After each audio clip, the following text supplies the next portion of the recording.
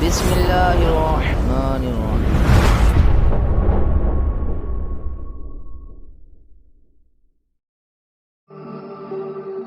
السلام علیکم۔ 10 رحمتیں حضرت سیدنا ابو ہریرہ رضی اللہ تعالیٰ عنہ سے مروی ہے کہ نبی مکرم نور مجسم رسول اکرم بنی آدم صلی اللہ علیہ وآلہ وسلم کا فرمان ہے، جس نے مجھ پر ایک بار درود پاک پڑھا، اللہ تعالیٰ اس پر 10 رحمتیں بھیجے گا اور اس کے 10 گناہ معاف کیے جائیں گے اور اس کے 10 درجے بلند کیے جائیں گے۔